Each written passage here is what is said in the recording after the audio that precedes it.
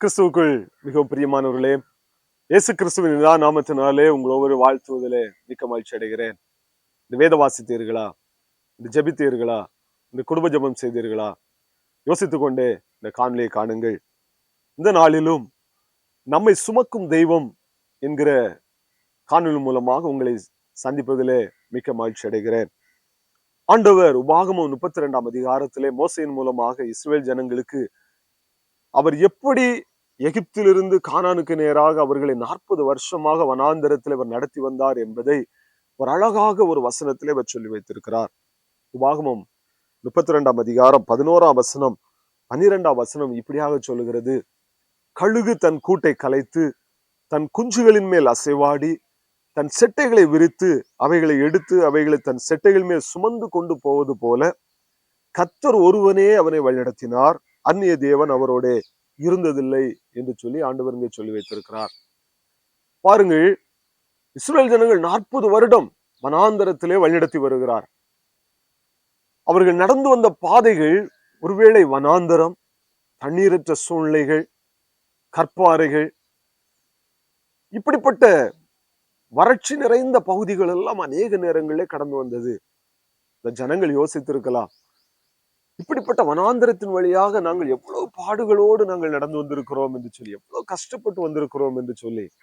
ஆனால் ஆண்டவர் சொல்லுகிறார், அவர்களால் அந்த சூழ்நிலைகளை சில நேரங்களில் கடக்க முடியாமல் இருந்திருக்கலாம், ஆனால் நான் அந்த ஜனங்களை என் தோள் மீது சுமந்தேன் என்று சொல்லி ஆண்டவர் சொல்லுகிறார். ஒரு கழுகு தன் கூட்டை கலைத்து தன் குஞ்சுகள் அசைவாடி அவைகளை தன் செட்டைகள் மீது வைத்து எப்படி அவைகள் பறப்பதற்கு அதற்கு அது பயிற்சி கொடுக்குமோ, அதை தன் ரெக்கையின் மீது சுமந்து கொண்டு செல்லுமோ, அதை போல ஆண்டவர் இஸ்ரவேல் ஜனங்களை தன் தோள் மீது சுமந்தார் என்று சொல்லி நாம் பார்க்கிறோம். இந்த காணொலியை கண்டு கொண்டு இருக்கிற வாலிப தம்பி தங்கச்சி பெற்றோரே, நம்மை சுமக்கிற ஒரு தெய்வம் ஒருவர் உண்டு. நீங்கள் சில நேரங்களில் சொல்லலாம், நான் கடந்து போகிற பாதையானது வனாந்திரமா இருக்கிறது, பாடுகள் நிறைந்ததா இருக்கிறது, என்னால் நடக்க முடியவில்லை, என்னால் இந்த சூழ்நிலையை கடந்து செல்ல முடியவில்லை என்று சொல்லி நீங்கள் அநேக நேரங்களில் சோர்ந்து போய் காணப்படலாம். ஆனால் ஆண்டுடைய வேதம் சொல்லுகிறது, உங்களை சுமக்கிற ஒரு தெய்வம் உண்டு. நீங்கள் சுமக்கிறது அல்ல, நீங்கள் தெய்வத்தை சுமப்பது அல்ல, தெய்வம் உங்களை சுமப்பேன் என்று சொல்லி அவர் சொல்லுகிறார். உங்களை சுமக்கிற ஒரு நல்ல ஒரு ஆண்டவர் நமக்கு உண்டு. பாடுகளானாலும் சரி, வேதனைகளானாலும் சரி, சந்தோஷமான காரியங்களானாலும் சரி, அவர் நம்மை சுமக்கிற ஒரு நல்ல ஒரு ஆண்டவராக இருக்கிறார். எனவே தான் ஏசாயா மூலமாக ஆண்டவர் இஸ்ரவேல் ஜனங்களுக்கு ஒரு வாக்கு கொடுக்கிறார். ஏசாயா 46 அதிகாரம் 3 வசனம் 4 வசனத்திலே ஆண்டவர் இப்படியாக சொல்லுகிறார். யாக்கோபின் சந்ததியாரே, இஸ்ரவேலின் சந்ததியில் மீதியாகிய சகல ஜனங்களே, எனக்கு செவி கொடுங்கள். தாயின் வயிற்றில் தோன்றினது முதல் உங்களை ஏந்தி தாயின் கற்பத்தில் உற்பத்தியானது முதல் உங்களை தாங்கினேன். உங்கள் முதிர் வயது வரைக்கும் நான் அப்படி செய்வேன். நரை வயது மட்டும் நான் உங்களை தாங்குவேன். நான் அப்படி செய்து வந்தேன். இனிமேலும் நான் ஏந்துவேன், நான் சுமப்பேன், தப்புவிப்பேன் என்று சொல்லி ஆண்டவர் சொல்கிறார். பாருங்கள், இஸ்ரவேல் ஜனங்களுக்கு ஆண்டவர் கொடுக்கிற வாக்குத்தத்தம் என்ன?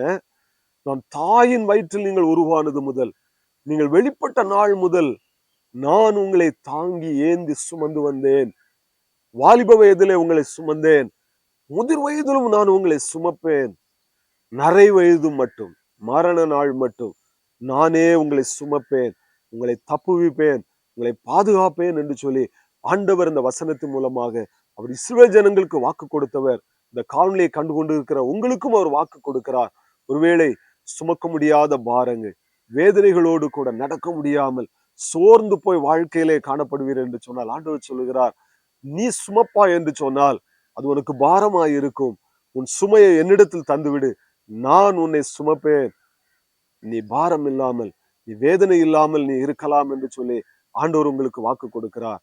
ஏசாயா மூலமா அப்படித்தான் ஆண்டவர் சொன்னார், நான் உங்களை தாங்குவேன் என்று ஆண்டவர் சொல்லுகிறார். முதிர் வயது வரைக்கும், பாதி வயது வரைக்கும் அல்ல, உங்களை தாயின் கருவில் உருவானது முதல் முதிர் வயது வரைக்கும் நான் உங்களை தாங்குவேன், ஏந்துவேன், சுமப்பேன், தப்புவிப்பேன் என்று சொல்லி ஆண்டவர் சொல்லுகிறதை நான் பார்க்கிறோம். பாருங்கள், வேதத்திலே ஒரு மனிதனை குறித்து நான் பார்க்கும் பொழுது, ஆண்டவருக்காக வைராக்கியமாய் வாழ்ந்த ஒரு தீர்க்கதரிசி எலியா தீர்க்கதரிசி. வாழ்க்கையை நான் பார்ப்போம் என்று சொன்னால், பாருங்கள், கர்த்தருக்காக அரிய பெரிய காரியங்களை செய்த ஒரு மனிதன். கர்த்தரே தெய்வம் என்பதை நிரூபிப்பதற்காக வானத்திலிருந்து அக்கினியை இறக்கின ஒரு தீர்க்கதரிசி. தனி ஒரு மனிதனாய் நின்று கர்த்தருக்காக வைராக்கியம் பாராட்டினவன். ஒரு ராஜாவுக்கே சவால் விடுகிற ஒரு அளவுக்கு அந்த தீர்க்கதரிசியானவர் காணப்பட்டார். பாருங்க, அவர் ஒருமுறை போய் சொல்லுகிறார், என்னுடைய வார்த்தையினாலே அன்றி பனியும் பெய்யாது, மழையும் இந்த தேசத்துல பெய்யாது என்று சொல்லி ராஜாவினிடத்திலே போய் சபதம் எடுக்கிறார். அந்த அளவுக்கு வைராக்கியமா கர்த்தருக்காய் வாழ்ந்தவர். பாருங்கள், கர்த்தரே தேவன் என்பதை நிரூபிப்பதற்காக வானத்திலிருந்து அக்கினியை இறக்குகிறார்.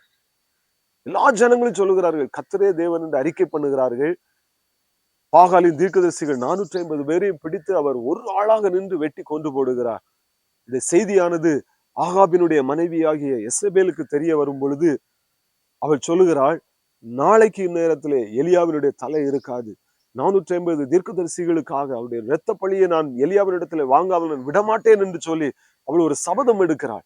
அந்த செய்தி எலியாவின் காதுகளுக்கு வருகிறது. பாருங்கள், தனி ஒரு மனிதனாய் நின்று கர்த்தருக்காய் வைராக்கியம் பாராட்டினவன், வானத்திலிருந்து அக்கினியை இறக்கிறவன், இப்படிப்பட்ட ஒரு வல்லமையான ஒரு தீர்க்கதரிசி அந்த எசபேலினுடைய வார்த்தையை கேட்டவுடனே 1 ராஜாக்கள் 19ஆம் அதிகாரம் 1ஆம் வசனம் முதல் 8ஆம் வசனம் வரை நாம் வாசித்து பார்ப்போம் என்று சொன்னால், அவர் சொல்லுகிறார், ஒரு சூறை செடியின் கீழ் போய் படுத்துக் கொள்ளுகிறார். ஒளித்துக் கொண்டு அவர் சொல்லுகிறார், போதும் கர்த்தாவே, என் ஆத்துமாவை எடுத்துக்கொள்ளும், என் ஜீவனை எடுத்துக்கொள்ளும், நான் என் முன்னோர்களை பார்க்கலாம் நல்லவன் அல்ல என்று சொல்லி பாருங்க, சோர்ந்து போய் படுத்துக் கொள்ளுகிறதை நாம் பார்க்கிறோம்.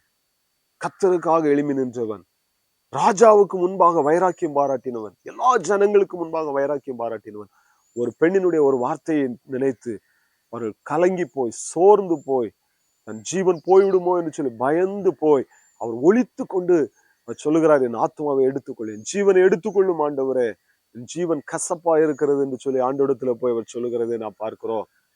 அது மாத்திரமல்ல, ஆண்டவர் உடனே தம்முடைய தூதனை அனுப்புகிறார். அனுப்பி அவரை தட்டி எழுப்பி, நீ வெளியே வா, ஏன் நீ இப்படி சோர்ந்து போயிருக்கிறாய் என்று சொல்லி அப்பத்தையும் தண்ணீரையும் கொடுக்கிறார். மீண்டும் போய் அவர் படுத்துக் கொள்ளுகிறார் சாப்பிட்டு விட்டு.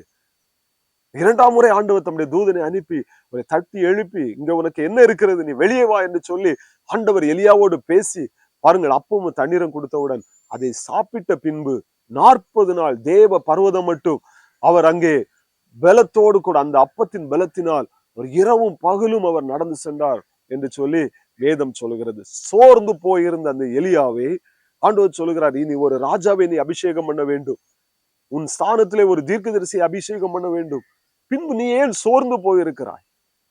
எசேபேலுடைய வார்த்தையை கேட்டவுடன் சோர்ந்து போய்விட்டாயே, இனித்தான் உனக்கு முக்கியமான ஊழியமே இருக்கிறது. ராஜாக்களை நீ அபிஷேகம் செய்ய வேண்டும், உன்னுடைய ஸ்தானத்திலே ஒரு தீர்க்கதரிசியையும் நீ ஏற்படுத்த வேண்டும்.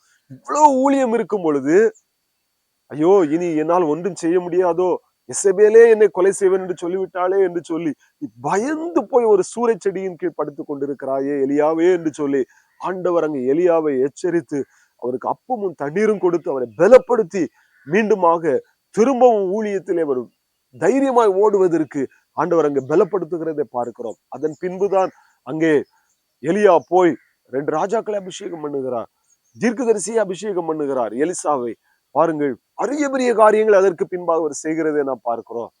இந்த காணொலியை கண்டு கொண்டிருக்கிற வாலிப தம்பி தங்கச்சி பெற்றோரே, ஒருவேளை ஊழியத்தில் ஆனாலும் சரி, உடைய வேலை வாய்ப்பில் ஆனாலும் சரி, குடும்ப வாழ்க்கையில் ஆனாலும் சரி, சில பிரச்சனைகள், சிலருடைய வார்த்தைகளை கேட்டவுடன் சோர்ந்து போய் கண்ணீரோடு வேதனையோடு அடுத்து நான் என்ன செய்ய போறேன் தெரியவில்லை என்று சொல்லி கலங்கி போய் இருக்கிறீர்களோ, ஆண்டவரே என் ஆத்மாவை எடுத்துக்கொள்ளி, நான் ஜீவனே கசப்பா இருக்கிறது என்று சொல்லி கலங்கி போயிருந்து கொண்டு இருக்கிறீர்களோ, ஆண்டவர் உங்களை பார்த்து தான் அவர் சொல்லுகிறார், நான் உங்களை சுமப்பேன். ஒருவேளை உங்களால் நடக்க முடியவில்லையோ, ஊழியத்திலே உங்களால் ஓட முடியவில்லையோ, ஆண்டவருக்காக சோர்ந்து போய் விட்டீர்களோ, ஆண்டவர் உங்களை பலப்படுத்துகிற ஒரு தேவன், உங்களை சுமக்கிற ஒரு நல்ல ஒரு தகப்பன் இருக்கிறார்.